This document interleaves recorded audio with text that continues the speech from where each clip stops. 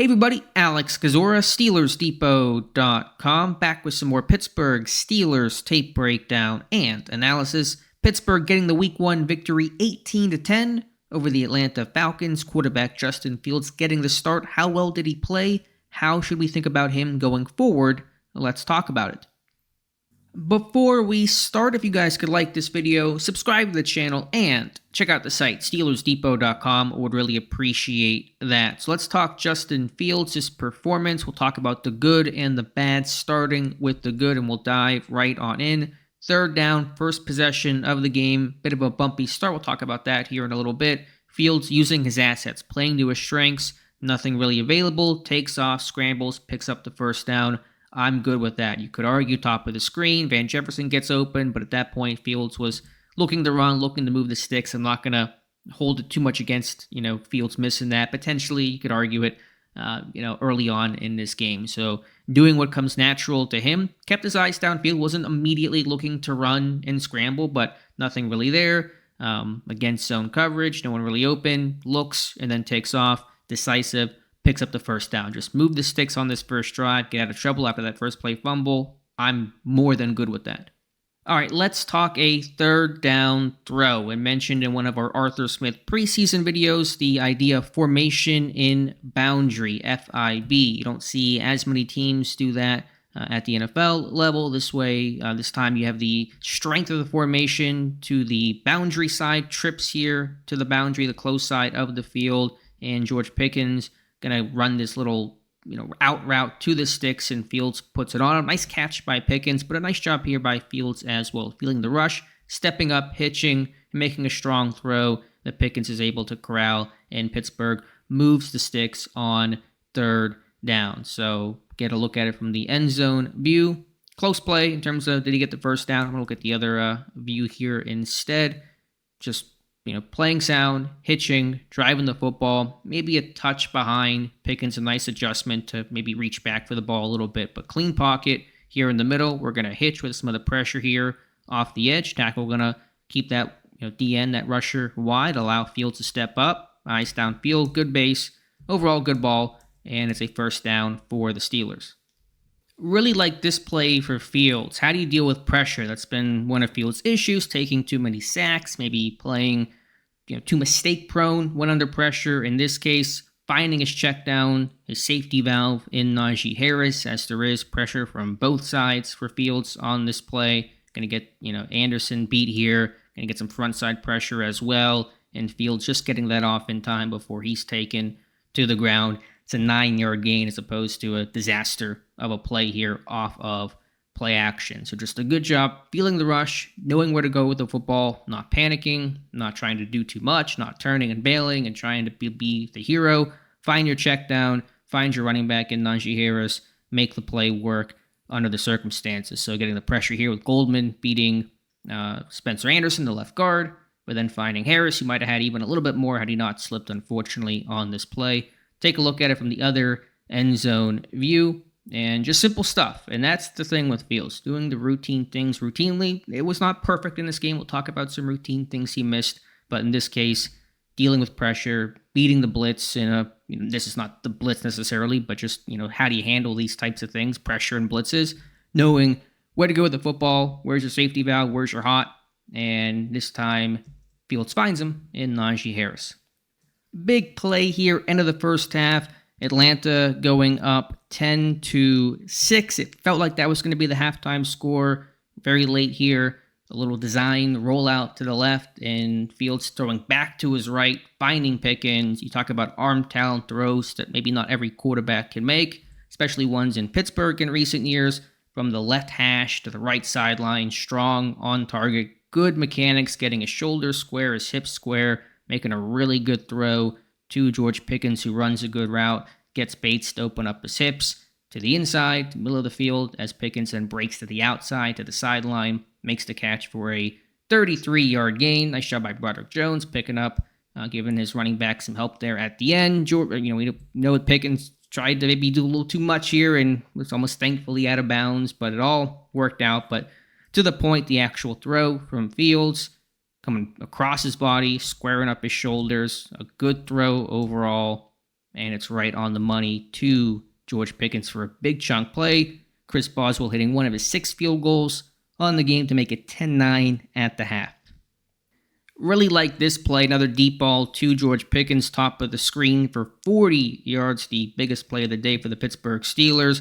Getting this quarters look here from these safeties. They're down, the safety ends up holding underneath, he's not getting depth. Get one-on-one at the top of the screen with Pickens and the cornerback, and just really good placement from Fields. Throwing this one to the inside shoulder, allowing Pickens to run to it, away from leverage, away from the cornerback, and a nice job here by Justin Fields. Let's go back here one more time. Again, getting this potential. This kind of too high look here, but it's really quarters. The safety coming down. He's held. He's not carrying vertically. You have a one-on-one matchup to the top. Take that with George Pickens. Nice track, nice find of the ball by Pickens, but throwing this to the inside where there's a ton of space here, down the numbers, away from the corner.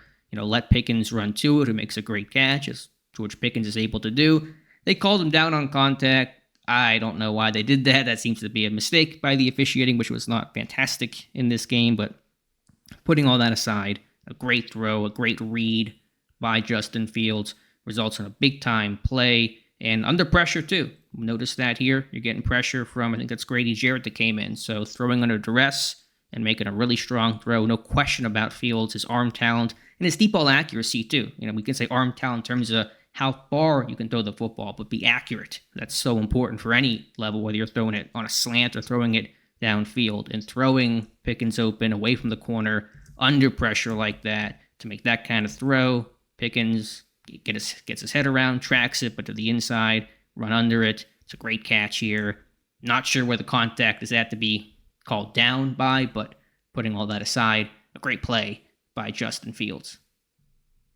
I do want to show one negative play because I want to tie it to a positive. So this is a 3rd and 7 situation, and there was some pre-snap confusion here. Pickens not sure where to align. Jefferson ends up not being set. They get flagged here for, I think, illegal procedure or illegal formation. Fields ends up throwing a decent ball here to prove it, but they get a 5-yard penalty on this play. There were some pre-snap issues in terms of getting out of the huddle in time, getting organized, and this is an example here. And you're talking about this team kicking 6 field goals. Why couldn't they finish drives? You got 3rd and 7 here at the 25-yard line, not able to really break through. You're getting some issues, some self-inflicted wounds here that led this team and obligated Chris Boswell to kick those 6 field goals and score all your points off of his toe. And so that's an issue here and one concern. But I want to show this play to show the play right after it. So now it's 3rd and 12. It's also a 12-10 lead for Pittsburgh. You're at the 30, so you're in field goal range, but a negative play is going to start pushing you more on the border, even though Boswell was just destroying the football from 50 plus, but still don't need a negative play here. It's 3rd and 12. Be smart, probably frustrated over the confusion from the play before, but we're not going to compound the problem. We're not going to make a bad situation worse and try to play hero and try to get it all back because you're mad about the penalty and losing those 5 yards. We're going to play smart, going to take a profit. Falcons in zone, they're sinking, they're getting depth, the vertical routes are taken away. Not going to force the football. We're going to play mistake-free. We're not going to turn the football over. That is Pittsburgh's formula to win, especially with Fields being named starter 2 hours before kickoff. You're on the road. It's week 1. Don't have a great feel for Atlanta's personality, for there being a new team, new coaching staff, new head coach, new DC, some new personnel. So I'm okay here taking the check down to Pat Frymuth here towards the sideline. Just hit your check down, get some yards, kick the field goal. That's what happened here on this play. So, just don't make the bad situation worse. Take the profit. Be smart, not trying to run around, not trying to force the ball. Check it down, get your yards, kick the field goal. I'm okay with that. I thought in the second half, Arthur Smith did a better job of opening up the pass game to a degree, using more play action on first down, changing the launch point, more boots and rollouts, and doing it more on first and second down to get some easy yardage, help keep this offense on schedule and not, quite run the ball up the middle or just run it in general as often as the first half. Kind of give Fields a bit more to do, but still playing safe with these boots and rollouts. And they ran this concept probably a half dozen times in different variations with something in the flat, kind of getting an over route or a, kind of crossing route, and then the corner route. I mean, they had this look with these 3 receivers, this triangle read, probably half dozen times in this game, just in kind of dressing it up in different ways and formations and different ways to accomplish the same thing. But, boot here to the left. You got Freiermuth open. Fields squaring his shoulders. It's a strong, accurate ball. It's a first down. This was, I think, 2nd and 7 or so. Get a first down. I like seeing that from Smith. Thought he really called a strong second half overall. And Fields here to the left, which can be harder for a right-handed quarterback, which Fields and 99% of quarterbacks are, besides like Tua and Michael Penix Jr. And it's a good ball here to Freiermuth. We'll take a look at the end zone angle and just show the accuracy on the throw to Pat Freiermuth. Simple stuff, not groundbreaking. Does not need to be enough to get a victory over the Falcons. Love the play call and the execution here late in the game, 3rd and 1. I love running, these empty looks at a heavy personnel. Pittsburgh is in, 4 tight ends. I mean, all the tight ends that you can have. I'll run it back here. We'll show 3rd and 1 here, up 15-10. You got 4 tight ends. You got Freiermuth. There's Pruitt, Hayward, Washington. So you're forcing the defense into their base personnel, their 3-4 defense, but you're spreading the field out. When you have a quarterback like Fields, you have a lot of options here. There's going to be an RPO with quarterback draw, run component to it, and you're really getting Atlanta confused. They're bumping out the linebackers. They're uncomfortable. They're playing too high on 3rd and 1 for some reason. Get a 3-man front here, 3-man surface. It's basically maybe 4 in the box with a linebacker here, but you got numbers, and Fields here able to run it himself and pick up the burst down on 3rd and 1. So less about Fields and more about just kind of the design, which I really appreciate, but still having that asset for Fields to do it himself. A lot of confusion, a lot of talking, end up getting a really favorable look here. And if they'd stayed heavy, then you got some, passing elements here too on this quarterback draw. So there's a lot of options here for the Steelers. They're kind of running these quick stick routes for the tight ends, and the quarterback run element exists as well.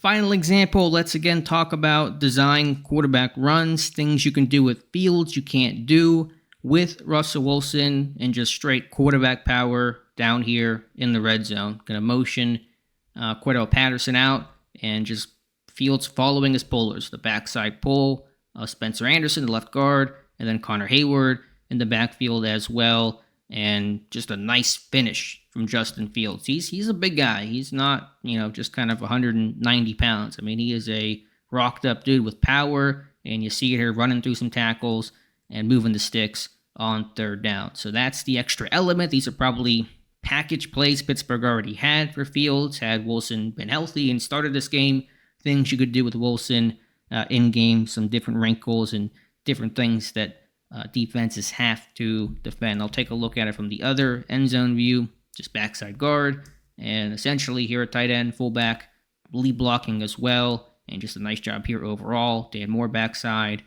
Hayward, Anderson, and Fields running through it all and moving the sticks.